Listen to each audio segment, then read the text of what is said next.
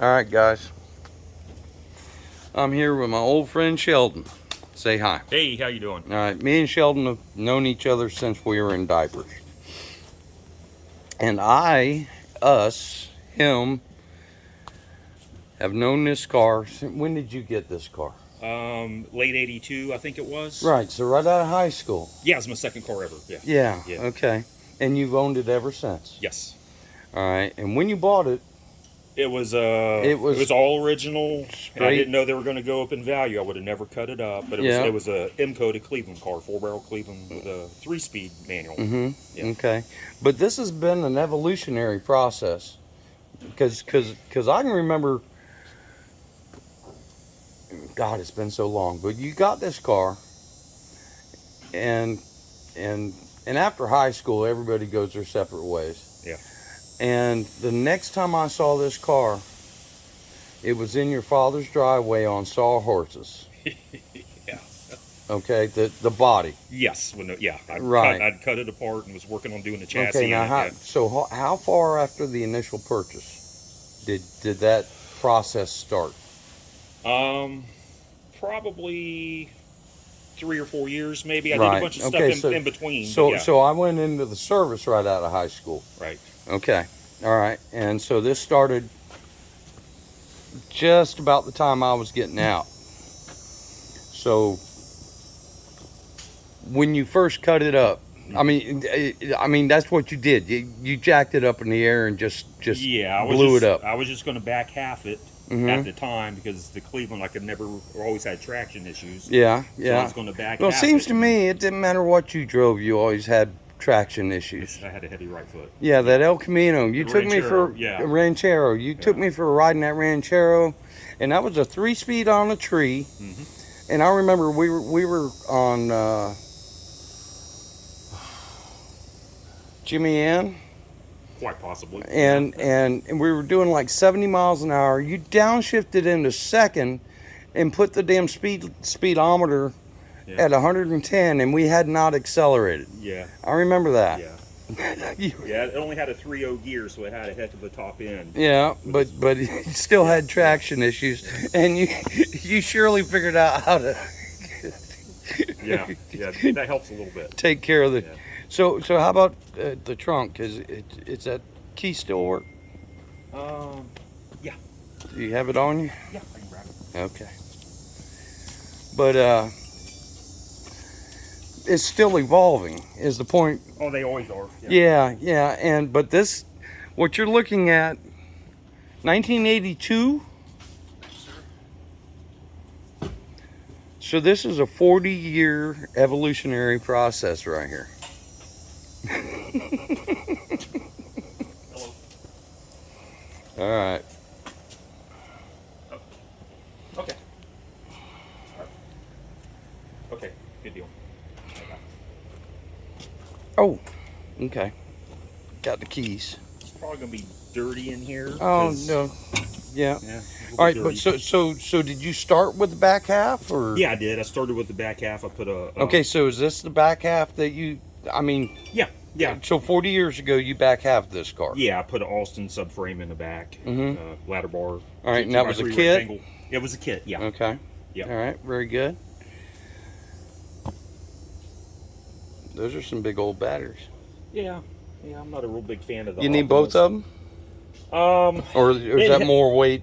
Well, it's kind of both, but it helps because everything, it's the electric fan, electric water pump, Oh yeah. electric fuel pump, Yep. and Yep. everything's, Yep. Very cool. So yeah, it definitely helps. Yeah. And that's the original color of the car. It is. For some reason, I remember black. That was the Ranchero. The was black. Ranchero was black. Okay. All right. Now, the front clip has been replaced at one time before I got the car because under the paint on the front it's like a green, Oh, but the floor pans, everything inside was red whenever I got you. took it all I got apart. you. Like All I right. said, if I would have known they were going to go up in value the way Well, they did, yeah, I was a kid. yeah. But the thing I like about it is there's well, first of all right, you were telling a story about the Pinto brakes Yeah. and how and obviously can't everything be how can I put it, write a check and have a car. No, it's I not mean, that easy to you've get. been working hard on this car, and your let's see, how can I put it? Your frugalness shows itself occasionally Yeah. in a stock master cylinder. Yeah, it's a Mopar style master cylinder. It's actually, I bought it through Willwood. That's what they sell, but it's a Mopar type master cylinder. Yeah. Right. But I'm sure you. So there's a bell crank somewhere that hooks, or is it just a straight rod? It's straight rod. It goes to the bottom of the pedal under the floor. Okay. And yeah. All right, but The master cylinder is actually rotated backwards. right. Did you engineer all that yourself, or was it a kit again? It was kind of a kit. Yeah. Kind of a kit. Yeah. Okay, very good. But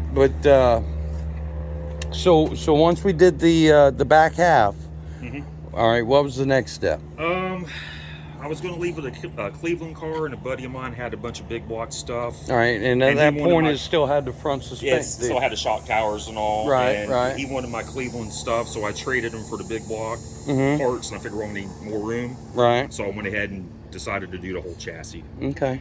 Very good. Now, and here again, so are we at a kit, or are we? Yeah, it was an Art Morrison Art- kit. It's their. Initially, I had Pinto A-arms on it because it's a Pinto kit, but then I ended up buying the Art Morrison A-arms and stuff to go with the kit. Okay. All right. Now, so you back halved it. Was the roll cage involved with the back half? No, I didn't do the cage, so I had the whole chassis done. Then I did Okay. the cage. So I guess where I'm going, this is a unibody car, and you had the back done and the front done. How'd you tie them together? There was probably about an 18-inch space between the cross member at the back and the end of the front half kit. I put a piece in there and diamond plate, plated it inside and out and welded it I got you. and connected them. And then the cage really helps stabilize everything. Yeah. Now, so was the cage a kit, or Nope. I So- cut it all with a hacksaw and notched everything with a carbide burr by hand. Oh, good Lord. And for the main hoop and the roof hoop, I took a piece of PVC and heated it up with a heat gun and bent it and took it to a shop that had And said, make this. and took my tubing tube and had them bend it to my pattern. Oh, that's awesome. Yep. That's awesome. Sheldon, this is just all right. So you have had it to the racetrack. Not with this engine, but with the basically all cast iron factory stuff. Junkyard block out of a 78 Continental with iron Cobra heads. And best it's been with that engine was 1030s. Okay. With it was only like 9-to-1, 9-to-2 compression, real low compression. Too big of a cam for the low compression, and it still ran good for what it was. Right. Run 126, 127 and a quarter. right with- at 1030. No, at the 1030 it was like 130, 131, Okay. I think. So what was your best time? That was my best time. 1030. Yeah, but it was real consistent. 1056, 1060s. I got It, Very awesome. it fluctuate with the weather. Yeah. Yeah. So anyway, guys, I just thought I'd share this with you. Old dear friend Sheldon here. All right. Y'all be good now.